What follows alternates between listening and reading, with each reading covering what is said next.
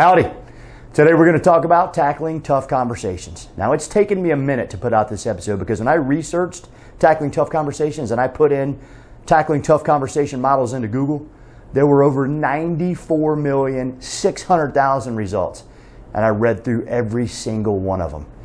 And do you know what the best piece of advice, what the best strategy was that I found for tackling tough conversations? It came from Kenny Rogers.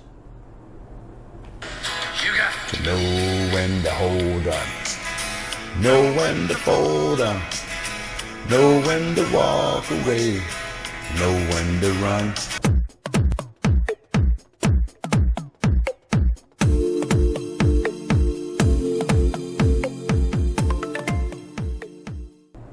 Obviously, there are a lot of models and templates and processes that you can follow to tackle a tough conversation.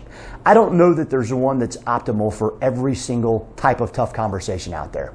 And I would define a tough conversation as one that you don't want to have, one that you're not looking forward to, or one that you push off in hopes that it goes away, and it never goes away. You've got performance conversations, feedback conversations, difference of opinion conversations. You may have a team conflict meeting where you have to have a conversation with a team. You may have to notify someone of a death in the family. So there are a lot of different types of conversations. So rather than trying to nail down one model, I'm going to give you 10 best practices that you can incorporate the next time you tackle a tough conversation. Best practice number 1, preparation. You have to prepare going into a tough conversation if you want it to be effective. Now, I would recommend asking yourself these 4 questions to get yourself prepared. Number 1, why do I need to have this conversation now? Number 2, what is the impact of not having this conversation? Number 3, what is a realistic outcome that I'd like to achieve? Number 4, if it goes sideways, what's my plan B? What's my exit strategy? Best practice number 2, go in with the right mindset and have the right objective. I prefer the grease and glue moderator mindset. If there's tension, if there are people that have conflict and there's friction there, you have to be the grease that eases that tension. If you have separation and people are moving apart, moving away from each other, you got to be the glue that brings them back together. You've got to manage that meeting with empathy and understanding. Another effective mindset is what I call a right mindset, similar to a win-win. But we can't always have a win-win in a tough conversation, right? If I've got to notify a family member that another family member has passed away, that's not a win-win. But it's a right. It's a right thing for me to do, and it's the right thing for me to tell that other person in the way that I'm going to tell them. Now, the objective or aim of a tough conversation should not be victory. It shouldn't be an I win, you lose. It should be progress, understanding, a move towards resolution. Best practice number 3, pick a neutral, safe, semi-private location to have your tough conversation and get everybody together face to face. It's best if you don't have a table in between you, but if you have to have a table, get a round table. It's tougher to hate when you're face to face.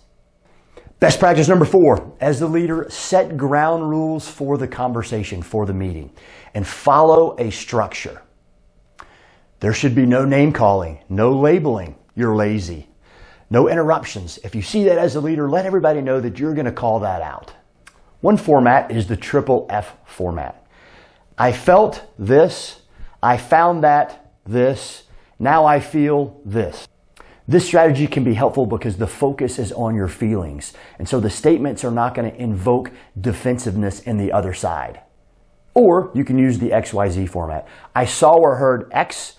I feel or felt Y. My request is Z.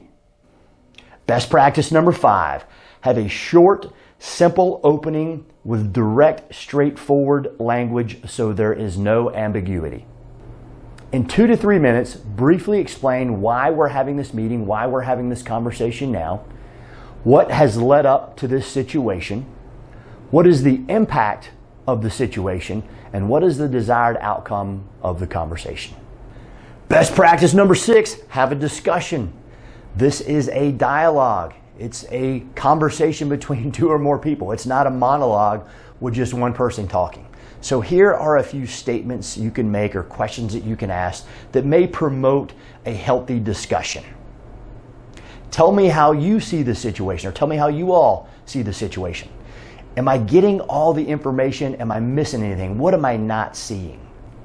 Are there any other reasons for this? Are there any other explanations as to why this is happening? What are some ways that you would like to move forward? How can we improve this situation, and how can I help?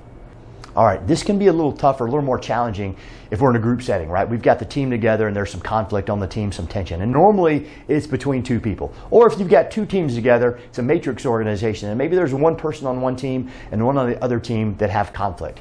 Here is a way to maybe handle that situation that's formatted where everybody can air their perspective and everybody can have a chance to understand each other's perspective. So as the leader, you may look to the first person that's in conflict and say, hey, what are you seeing that person number two is not seeing? And let that person give their side of the story or their perspective. And then you can go to person number two and say, okay, person number two, what are you seeing that person number one is not seeing? Then they can air their opinion and we can understand that. And then you can look to everyone else in the room and say, hey, what are we all seeing in the room that those two are not seeing? Then you've got three good perspectives and you can seek to understand that, and then you can move forward towards resolution. Best practice number 7, close the conversation. We've had our opening, we've had a discussion, now we're going to close the conversation. The first thing you want to do is thank those present for their engagement and their transparency. Make sure you summarize the way forward and everyone in that room is clear on what we're going to do walking out of that meeting. It's good to also schedule the next meeting or some check-ins. And as soon as you walk out of there, anytime you see progress towards resolution, you want to share that with everybody on that team so people can see the effort and the hard work that's going in to making the situation better. Best practice number 8. I can't remember where I got this from, but it's ABC. Agreement before challenging. To change someone's point of view, you first have to find something right about their point of view before you offer them something different and attempt to change their point of view. Now, if we can't find something right about that person's perspective and we accept our own opinion as fact, then we run the risk of dehumanizing that person, right? We reduce their humanity by ignoring their perspective. And if you do that, you lose. And they should and will disengage from that conversation. Best practice number 9, if the meeting gets hot or the conversation gets hot and it goes sideways, pause, take a deep breath, think about the outcome that you want, and then respond appropriately. When you're able to shut up and listen, you're able to reduce your own response or perception of threat in that situation. Now, listen. If you want people to listen to you, then you got to listen to them, right? So ask some questions. Try to figure out what is the belief behind that perception or behind that experience. And then pause, think about what you want the outcome to be, and respond appropriately with a way to move forward. Best practice number 10 is document. Always document your tough conversations, even if you document it to yourself in an email to yourself. Do it immediately after the conversation. Now, if you can do one or some of those 10 things, then you will be a little bit better at tackling tough conversations.